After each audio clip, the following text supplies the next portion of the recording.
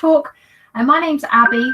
I work for the University of Hertfordshire, and I work as an education liaison officer, which sounds very posh, but it basically means that I normally would go around to schools and colleges and chat to parents, students, careers advisors about how to kind of help students on their university journey. Naturally, we're not able to do that, so this is the next best thing. So I'm coming to you from my home office, so it's all a bit different at the moment, but it's really nice that you've been able to join us this evening.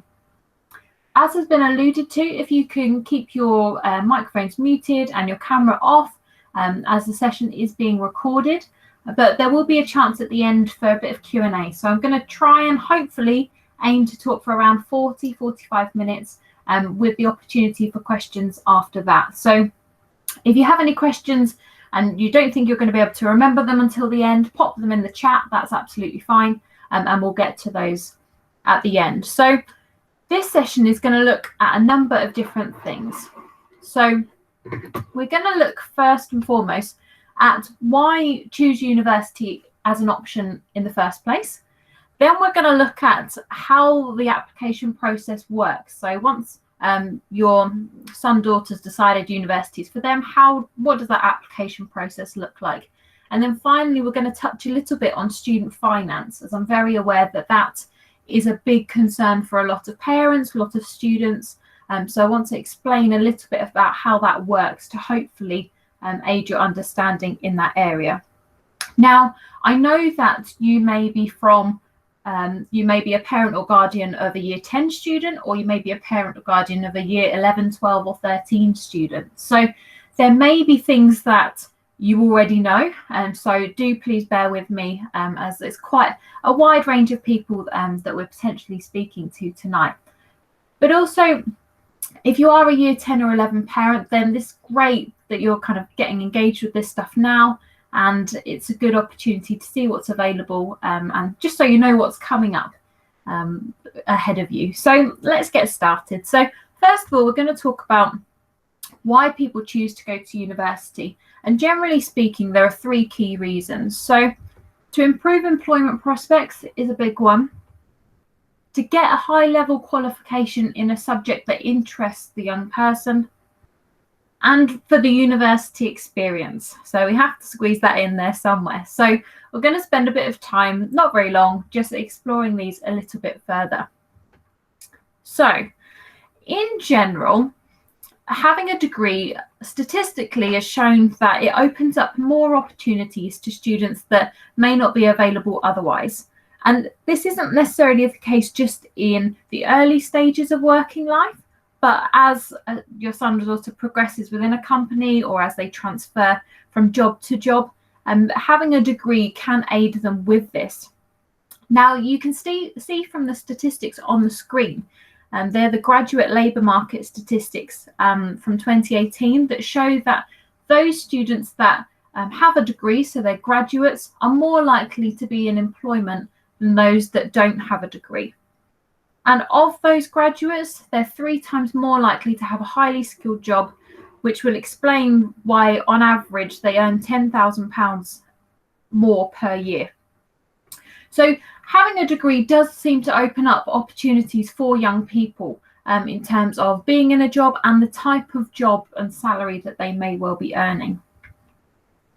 And universities understand that a key reason people want to get a degree is to improve their job prospects. So they take employability really, really seriously. Now, last year, 96.5% of the graduates from the University of Hertfordshire were in employment or further study within 6 months.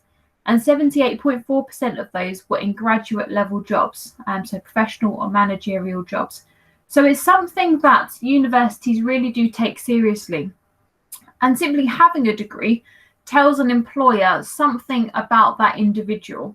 It tells them that they're ambitious, that they're prepared to work hard. It shows that they've managed to reach a certain standard of qualification. Going to university and having a degree also enables students to study a subject that they love. So it may be surprising to you to find out that there are 50,000 plus undergraduate courses available within the UK?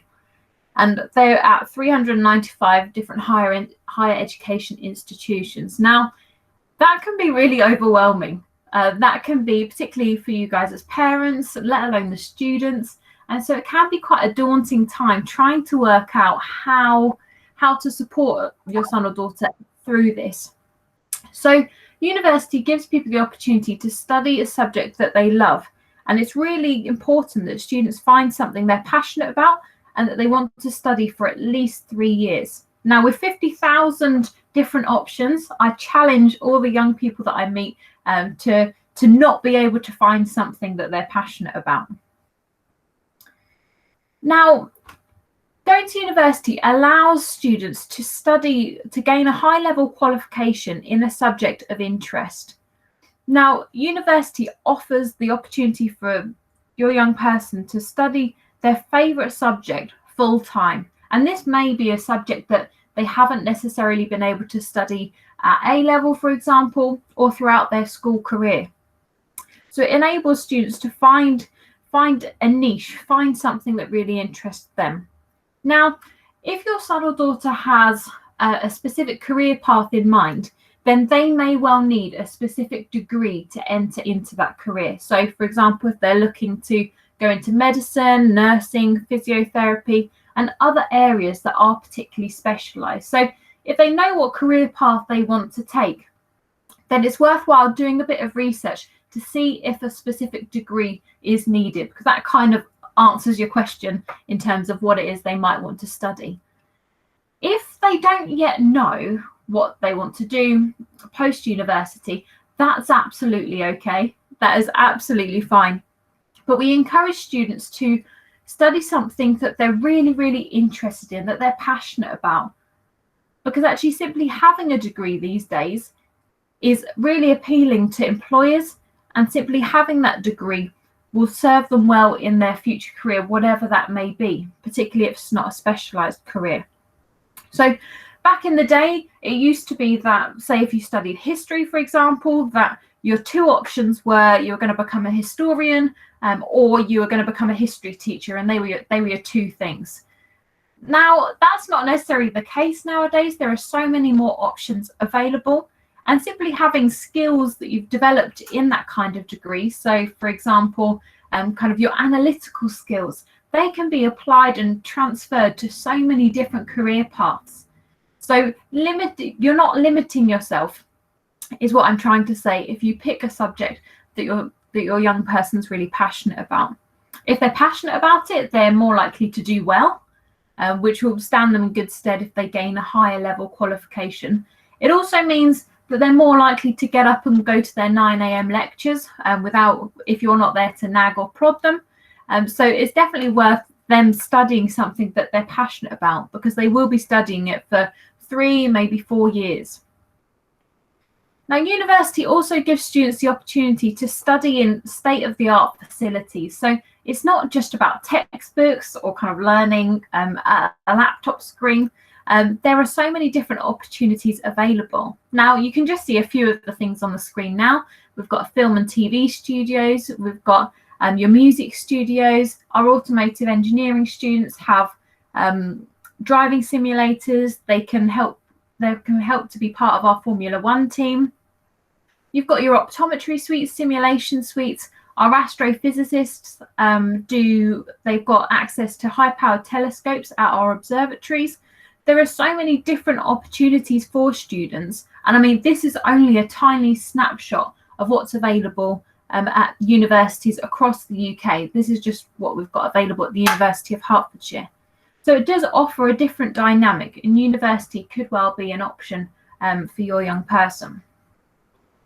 The third reason students go to university is for the experience. And yes, it's all about studying and getting that degree to increase employment prospects, but it also allows students to gain independence, to gain life skills that will really help them in the future. Now, there's a lot that university can offer. So you can see a few things on the screen there. University is a great time to, as cheesy as it sounds, make lifelong friends. It gives people the opportunity to meet people with similar interests to them and get involved in a whole host of different things. You've got things particularly like clubs and societies. When you're at university, you get to meet a whole bunch of different people with similar interests to yourself. So there's lots of societies they can join, and these vary from sports teams to culture groups, faith groups, but even things just around a common interest. So some of my favourites that currently exist are the Cheese Society. So I'm not sure what they do, but I'm guessing they just like eating cheese. You've got the Nintendo Society, Marvelous Disney Society. The Baking Society is particularly popular. Don't know if any of you watched the Bake Off a couple of days ago. So that's been a particularly popular society at the moment. But it gives people the opportunity to get to know one another, which is really important. There are also really good opportunities at universities, such as study abroad. So I'll talk a little bit more about this in a moment, but universities, well, particularly the University of Hertfordshire, offer a lot of students opportunities to go and study at partner universities in all of these different countries. Now, how this tends to work is they are able to insert a year in between their second and third year of study, where they can study abroad, or they can perhaps take up a work placement. Now, if this is something that your young person is really interested in, then have a look online, see all the different opportunities available. It provides them with some amazing life experience, and it bodes well for them when they are going to apply for jobs after university, because it helps them just have something different on their CV. The same can be said for work placement opportunities. Again, most courses at the University of Hertfordshire have the opportunity to insert a work placement year, or it could be for 3 months, 6 months, or it could be the entire year.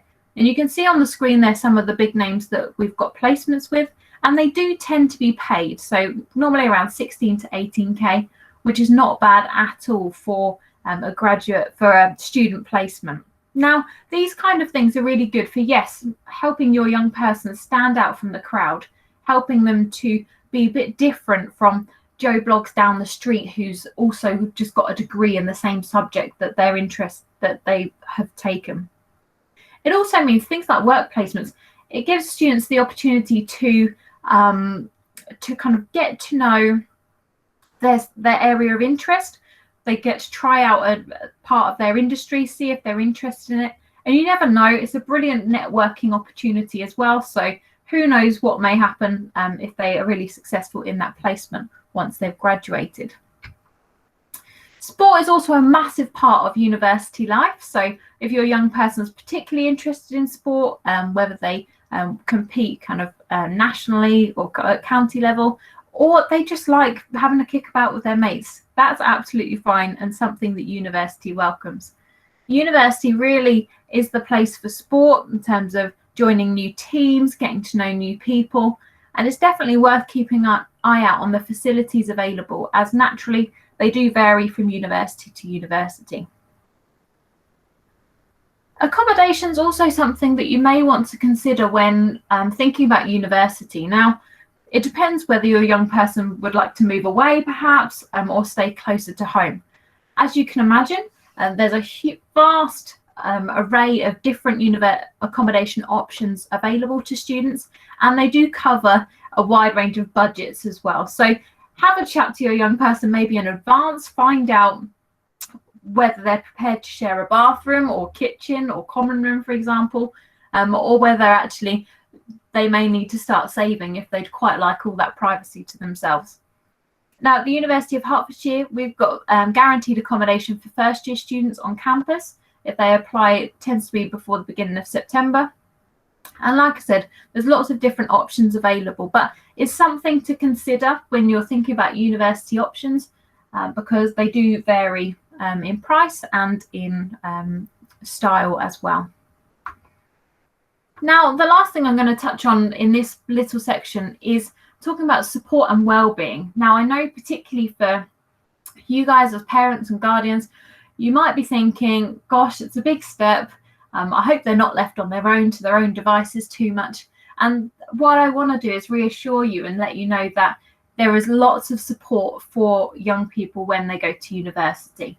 We definitely acknowledge that it's a massive step, potentially moving out of home and going from kind of that school or college environment to having to kind of being left to their own devices per se. So you can see on the screen lots of different support that is available for students to access, and it's really easy for them to access as well. So don't worry, they'll be in safe hands for sure.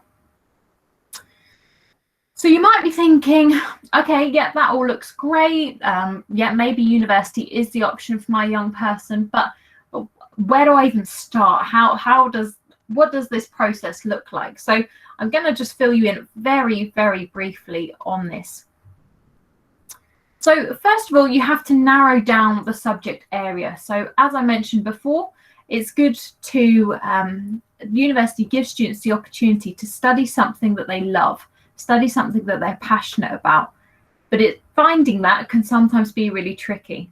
So perhaps, yeah, think about career paths and is there a specific degree required? Or what is it they're really interested in? Is there an A-level subject perhaps that they're really getting stuck into and that they want to pursue further? Now, I want to introduce you to UCAS. So they're the Universities and Colleges Admission Service. Now, I apologise perhaps for those sixth form parents that know all of this information already, because your son or daughter may well be in this process as we speak. But particularly for year 10 and 11 parents and guardians, UCAS are a really good institution to know. So as I said, they're the Universities and Colleges Admission Service, and they're the people that act as a directory for all the courses available within the UK. But they're also the people that ultimately deal with your young person's application. So they are kind of the middleman between your young person and the universities that they're applying for.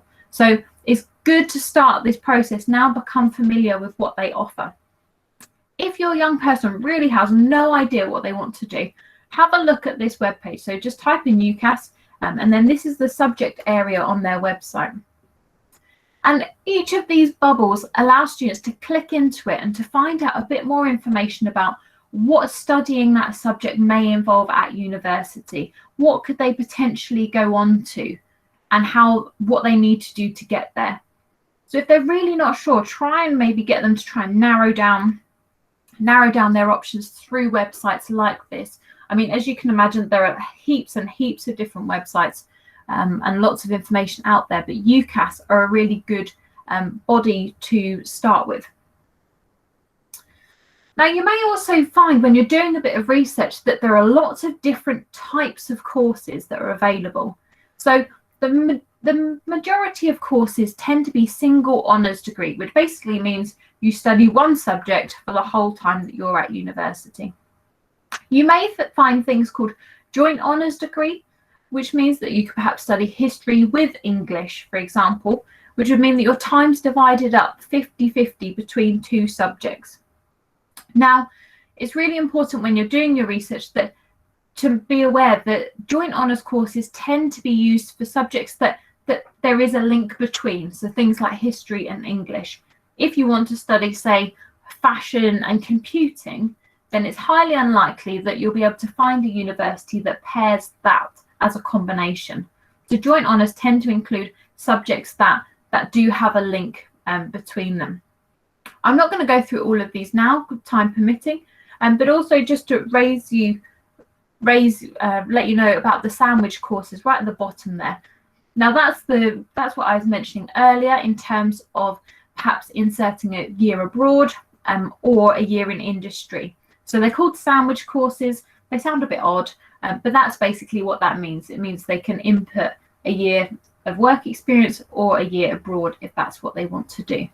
So hopefully that's kind of helped you with some of the jargon, as it can be really, really confusing when you're beginning out that research process.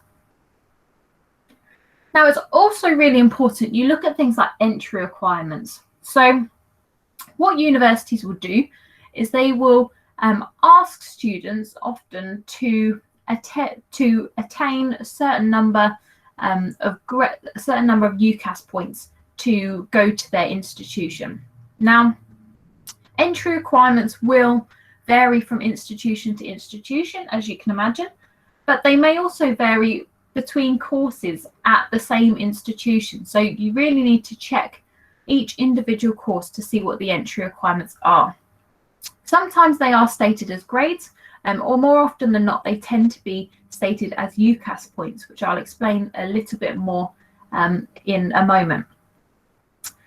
It's really important to note that some courses will require prior study of certain subjects. So, for example, if you want to study perhaps a degree relating to science, some universities may stipulate that you need to have studied either a science BTEC or a science A-level. The same with things like engineering. Sometimes they will require individuals to have studied maths at A-level or level 3. So it's worth checking individual requirements. The same with GCSEs as well. So some courses, particularly things like nursing and education, will ask students to have attained certain grades in GCSEs. So particularly if your young person's in year 10 or 11 at the moment, they may well be thinking, oh, well, GCSEs won't matter, that won't make a difference to my university application. It may well do.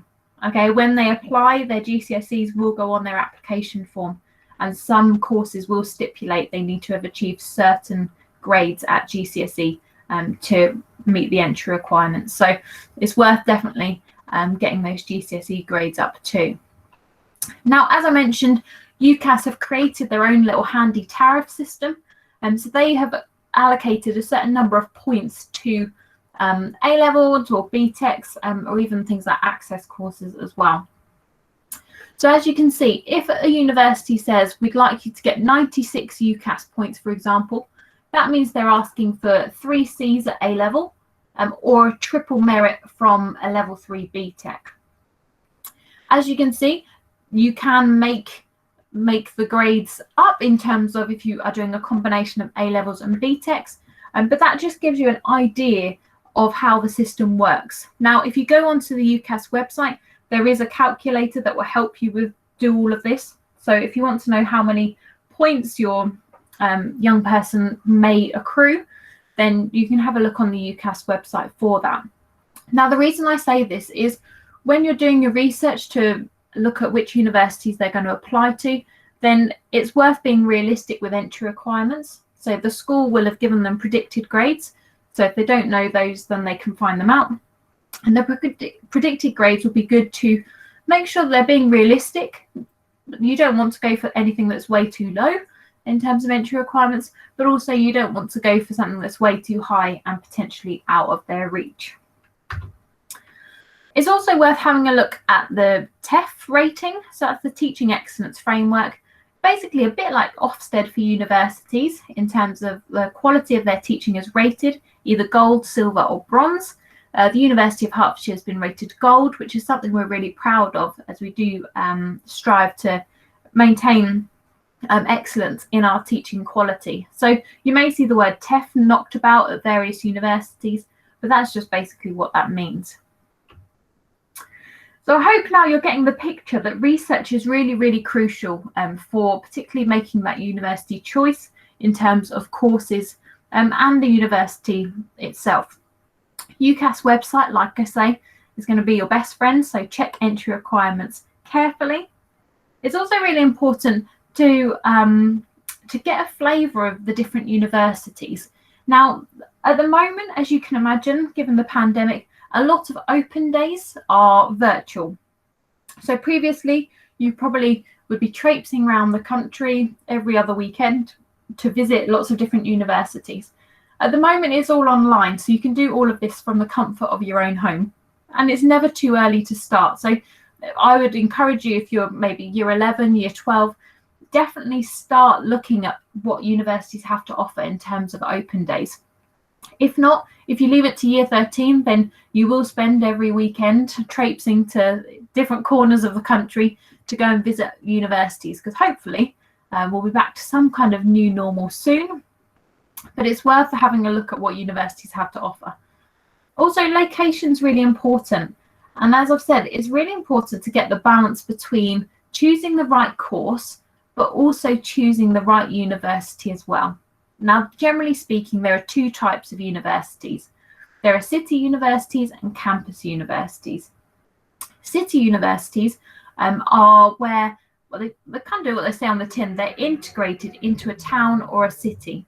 So you might have your library one side of town, accommodation slightly separate, maybe your lecture rooms are kind of a bus ride away, and then your students' union is further in town.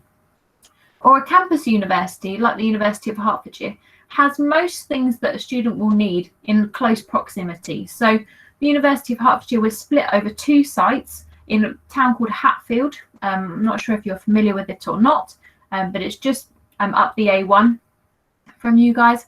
And on those two sites that are walking distance apart, you've got things like your sports village, accommodation, lecture halls, cafes, medical centre. You've got a pub there, there's a hairdresser's, there's all your teaching rooms, your libraries, everything a student could possibly need. So it's worth weighing up the different opportunities available to the young person, and you'll know what kind of environment will suit them, because they need to get a gut feeling that actually, yeah, this place is like home, and that's really important. And you can help them with that. So actually, in terms of the application process, once they have decided which course they want to study and they know where they want to study it, then they start the application process, which tends to be at the beginning of year 13. That's when UCAS will open. Now, this is going to be a very, very short rundown of how the application process works, but there's a link on my last slide which will show you that we've got a whole other pre-recorded talk about the application process specifically. So if you are particularly a sixth form parent and you want to find out more, then I'll show you where to get a more in-depth PowerPoint presentation about this. It's my voice as well, so I do apologise. You'll be sick of it by the time you've watched all the presentations. But the UCAS application process, begins largely the September of year 13. And students set up a profile and they enter in all their kind of details, that kind of thing. And when they're applying for university, they can select up to 5 university choices. Now, this means that, that in terms of cost, if a student wants to just apply for one choice at one university, the cost is £20 in terms of administration, that kind of thing. The cost is £26 if a student wants to submit between 2 and 5 choices. Now, the only exception to this is if they want to study something like medicine or dentistry or veterinary science, veterinary medicine. Students can select up to 4 choices in those subject areas. And then if they want to select another choice, it has to be in a different subject area. Also, if they're looking to apply to Oxford or Cambridge, you can only apply to Oxford or Cambridge. You're not allowed to apply to both. And the actual application consists of lots of different things in terms of the grades go on there, their employment history goes on there, a reference from the teacher at school will go on there, and also something called a personal statement. Now, don't worry if you've never heard of this before, but it's basically a page of A4. It's 4,000 characters, including spaces, where the applicant will tell the university why they would make such a brilliant student in their course. Now, the best way to make sure that this is a really powerful piece of writing is to let universities demonstrate to them that you've got a real interest for the subject. So subject-specific experience is required. And this is something that particularly in years 10, 11 and year 12 that students can be pulling together now. Naturally, at the moment, we would normally suggest things like work experience, volunteering, maybe doing EPQ in the subject area. Naturally, at the moment, this looks all a little bit different because a lot of students were planning on doing work experience, but now have been unable to do so. But there's loads of things for students can access online. And again, at the end, I'll share a link to a few ideas or suggestions that we've had in terms of how students can get that experience. But it's never too early to start trying to get some work experience in a certain subject area to prove that you're serious about a subject. Now, the deadline for most courses and when you're applying to university is generally speaking the 15th of January, unless they're applying to Oxford or Cambridge, or they'd want to do medicine, dentistry, veterinary science, veterinary medicine. That deadline is the 15th of October. But generally speaking, it's the 15th of January. This doesn't necessarily mean you have to wait until the 15th of January to apply. What you'll probably find is that the school will have an internal deadline of when they need the applications in, because there is an element that they have to process and they have to do a bit at their end. So it's likely to be before Christmas where schools say, actually, we need your application in. So hopefully that gives you a bit of an idea of the timescale that we're looking at. Now, I'm just going to spend the next maybe 10 minutes, 15 minutes, just talking a little bit about student finance. So I'm very aware that a lot of you have probably seen headlines like this from the media, which have done a brilliant job at scaremongering students and parents into letting people think that they're going to be thousands of pounds of debt and it's going to ruin their life forever. Now, I'm hoping to kind of debunk some of those myths today, but I'm not a representative from Student Finance England, but I will do my absolute best to give you the most up-to-date information. It's worth saying that this information that I will be delivering today is for students that have just started with us in September 2020. So particularly if your young person's in year 10 or 11, who knows what the situation will be by the time they get there and get to university. But this is the situation as it currently stands and the most up-to-date information that we've got.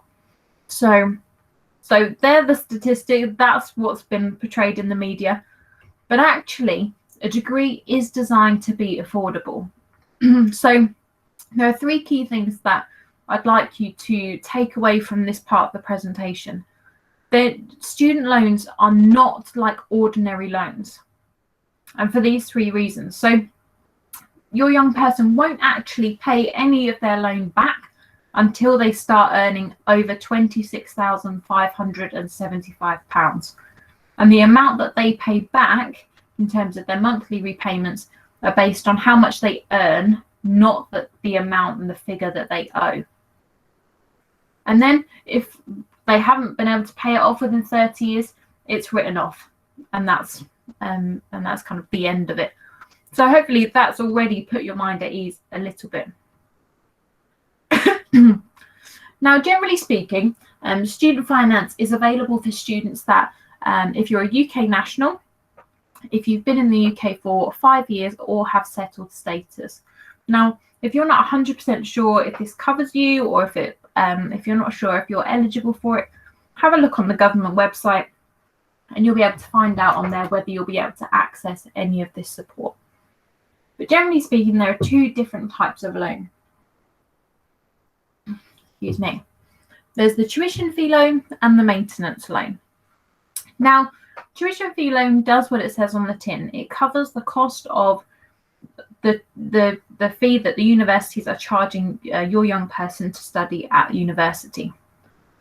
Currently, universities can charge a maximum of £9,250 per year for a course at their university.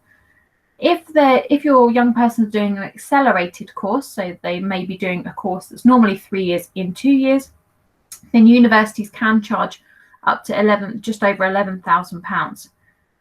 Your tuition fee loan, if you apply for it, will mean that the government will pay the university directly for each year of study that your young person is at university. You'll be pleased to know it doesn't even hit their bank account. It goes straight to the university, and it, generally speaking, will cover the full cost of the £9,250. If your young person's thinking about going to a private university provider, then they may not be eligible for as much cover of that cost. But most universities are partially publicly funded, and the £9,250 tuition fee will be covered by the government. So go straight to the university, you don't have to worry about it. The maintenance loan, however, is slightly different. So the maintenance loan is for things like living costs. So these kind of things are maybe the outgoings that young people will have whilst they're studying at university. So naturally, if they move away from home, they'll have rent to pay, they'll have bills to pay. If they decide to commute perhaps to university, then they may be taking public transport, they may decide to drive in, which means that they have to think about things like petrol, insurance, maybe even parking permits for campus. Depending on what kind of lifestyle they'd lead, if they can't possibly live without their Netflix subscription, then they need to factor that into their living costs, and things like their mobile phone bill, Amazon Prime, even things like laundry. If they're going to give it a go and do it themselves, then that obviously will be a cost that they have to consider. Now, the maintenance loan is different. So everybody is eligible for the tuition fee loan, largely speaking. The maintenance loan is different in the sense that the amount students will receive will depend on a couple of different things. So everybody will be eligible for something, but the amount that they receive will depend on two things. So it depends on household income and where they plan on living whilst they're studying at university. So let me give you some figures. So hopefully you can see that on your screen. So like I said, these are the current figures for students that have just started with us in September 2020. Now, as you can see, if a student is living at home, they are not eligible for as much money as if they've moved out, particularly if they've moved out and living in London. So purely because if they're living at home, they're not going to have as many costs as if they have moved out. And that's just the way it goes. You guys will all be aware the cost of living in London is a lot higher, and so that's why the amounts are higher. You'll also see that household income, as that increases, the amount a student is eligible for decreases. Now, the government, rightly or wrongly, assumed that the more money that's coming into the household, the more money is available to help support the student with their living costs. So as you can see, students are eligible for something, but the amount they receive may differ. It may be at this point that you're thinking, okay, I'm not quite sure whether that's going to add up for us. A lot of students do try and make up the difference in other ways. A lot of students do have part-time jobs at university, whether they're summer jobs or whether they're alongside their studies, and it's things that they can consider now in terms of budgeting and how that may work. So they're just some figures just to give you a ballpark idea of what you might be looking at. You can get a better idea of the amount you may be eligible for by using the student finance calculator on their website. So you can enter household income, enter a few other details, and it will let you know the kind of money that your young person may be eligible for as their maintenance loan. There are, of course, other ways that they can get some financial support, so it doesn't necessarily have to come from you or a job. In terms of financial support available, you've got things like bursaries. So bursaries are often non-repayable, and they tend to be for students that it tends to be to do with personal circumstances. So they will vary from university to university what bursaries are available, but often they tend to be based on, for example, if a student comes from an area where there is low progression to university or the household income is low, they may be eligible for some funds to help support them whilst at university. Scholarships work in a similar way in terms of it's non-repayable, but these tend to be awarded for some form of achievement. So this might be for maybe a musical accomplishment, it might be for a sporting achievement, or if a student has attained really well in the subject particularly. So there are different scholarships available for different universities, but I'd encourage you to have a look and see if there is anything that they could access. There is also government support, so there is the Disabled Students Allowance. Not a lot of people know about this, but there is funding available for students that have a disability, and this could be a physical or mental one, and it includes mental health conditions as well. If they have a disability that will mean that they incur costs while studying at university, then they are eligible for some support. Sometimes this is financial. It may be that actually they require some specialist equipment, maybe a certain program or software on their laptop, or it might be a new laptop that they need. It might be that they need some funding to help with taxis to and from university. There's lots of different ways in which the Disabled Students Allowance can manifest itself, but it's really important and worth looking at if you think that maybe your young person may be able to qualify, even if they've got something like dyslexia or dyspraxia, they may be able to receive some support as well from the government. There is also good news. Since September 2020, the government have released some additional funding for healthcare students. So if your young person is interested in any of these areas, then currently, as it stands, they can apply for at least £5,000 a year to help with living costs that they won't need to pay back. The government have got a massive drive at the moment. I think this was even before the global pandemic, and a massive drive at the moment for the healthcare profession.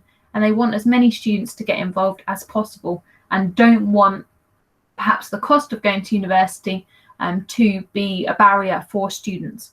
So if they're interested in this kind of area, then I'd encourage you to have a look on the government website.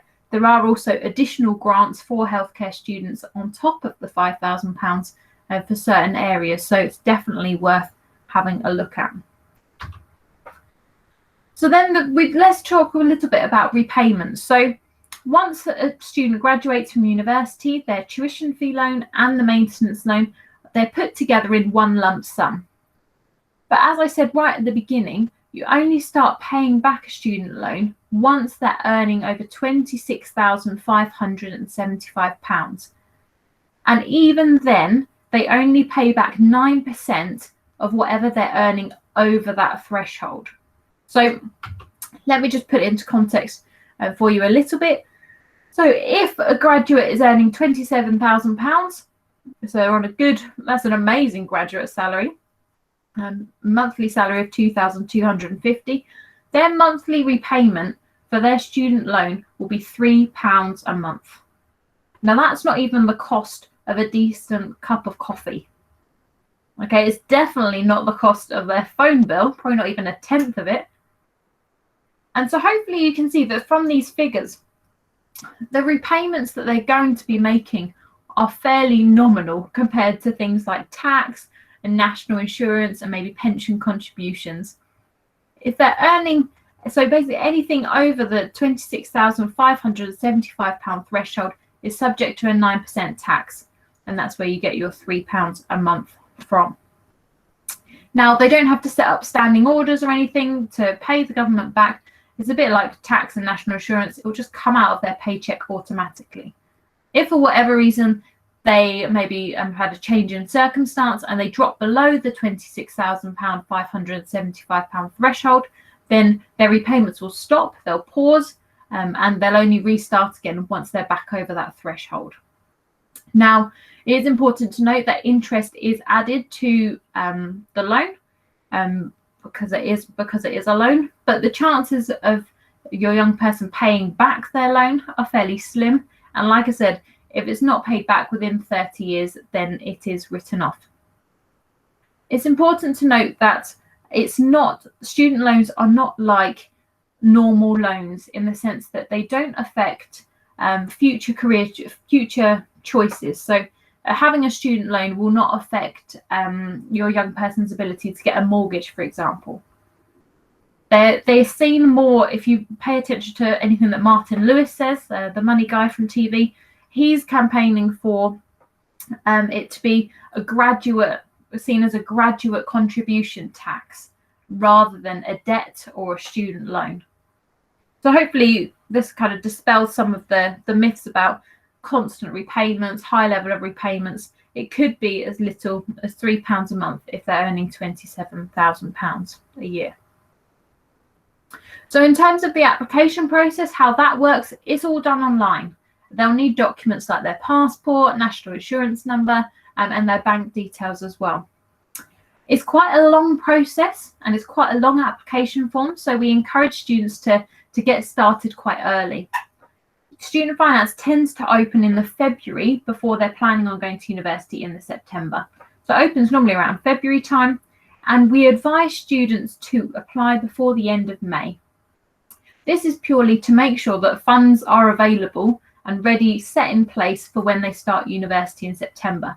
The last thing they want is to start university and to realise that actually their money hasn't come in.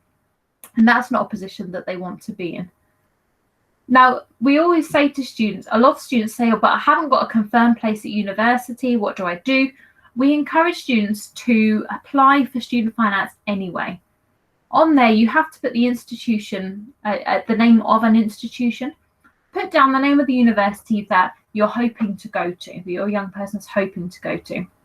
If that changes for whatever reason, they change their mind or circumstances change, then you can just log back into your application and make the change.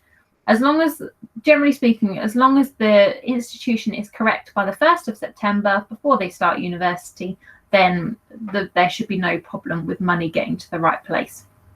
Now, you as parents and guardians are probably thinking, well, how do I get involved in this process? Because you will have a part to play because the household income is assessed if you're applying for the maintenance loan. What happens is you will be given a separate login to your young person's account, so you can provide a bit of information that's not necessarily for their eyes. You can provide that information to the government. You may be asked to prove your income, so you may need to send off a few different documents, but you'll be able to access almost a separate portal to your young person's application, which is reassuring for a lot of parents. So that's everything in a nutshell. I'm very aware that I have kind of rambled on for a good 45 minutes, but I hope it's been useful in terms of thinking about university even as an option to begin with, but then thinking about, okay, so if they are going to university, what does that process look like? And hopefully it's kind of allays some of your fears about student finance, because it is a big issue and a big topic for a lot of parents and young people. As you can see from the slide, there's a whole host of different websites that I'd encourage you to do a bit of research on, explore a little bit more. And as I mentioned earlier, particularly if you're a sixth form parent, there are a whole host of pre-recorded sessions that myself and the rest of my team have pre-recorded. If you type in "getting ready for university" into the search bar, you can access all of those talks on the screen, which are really vital. What I'll do is I'll send the information as well back to the school so they can perhaps put the link on there as well, because it's not publicly available, but if you search for it, you'll be able to find the course, the different sessions that are available. So just want to say thank you for listening. Best of luck with the application process. I can see there's been a couple of questions in the chat, so I'll answer those just now. But if anyone has a question that they don't necessarily want to put in the chat right now, then you can email me and my team on the email address on the slide, so readyforuni@herts.ac.uk, and we'll do our absolute best to get back to you as quickly as we can. But you can probably imagine it's a very busy time for us at the moment. So a couple of questions from the chat. So please talk about the foundation year that some universities offer. So some universities will offer foundation years for certain courses, and this often tends to be the case for perhaps if your young person hasn't been able to get quite enough UCAS points to access the course that they initially wanted to do. It's kind of seen as kind of an in-between step from A-level study to degree level, so they may do a foundation year. It may also be that, yeah, either they haven't got the right UCAS points or they haven't studied the right subject. So particularly for some of the science ones, if your young person hasn't studied science at A-level, they may not have enough credits or enough scientific understanding to help to make sure that they achieve well at degree level. So foundation years tend to be almost kind of a stepping stone in the gap, but they're only for certain courses and they do vary from university to university. So I'd encourage you to have a look at that. If a young person has enough UCAS points to get to go straight onto the degree course, we recommend they go straight onto the degree course, because that's just a quicker route for them. Another question: what is the average cost of student accommodation? Well, this is a very good question. As I mentioned, they can really vary. So just to give you an example, if I can remember the kind of figures off the top of my head, depending on what kind of room they want to stay in. So for our basic rooms, so we've got twin rooms, so they share with one other person, share a bathroom, and then they'll have a communal kitchen and living room. They tend to be around £90 to £100 a week. At the top end of that, if your young person would like to stay in a studio flat where they just have their own little kitchenette, a bathroom, their bedroom, and a desk, and they don't share with anybody and they live independently, then that tends to be nearer kind of the £190 mark per week. And then obviously you've got a lot of range in between. So you've got things like your ensuite rooms, which tend to be more around the 160, 170 kind of mark. But they do vary from year to year, and they do vary from institution to institution. Depends how modern they are, depends how many people they're sharing with. It also depends on the length of contract. So some universities will give you the opportunity to pay slightly less if you have a shorter contract, which may mean that you move out for holidays, so they can kind of rent out the rooms to other students that are visiting or members of the public. So if you want to make things a bit cheaper, then some universities do the shorter contracts. So I hope that answers your question. Any more questions? No. Okay, well, like I say, if you do think of anything in the middle of the night maybe, and you think, oh gosh, I really wish I'd asked that, then you're more than welcome to drop me an email.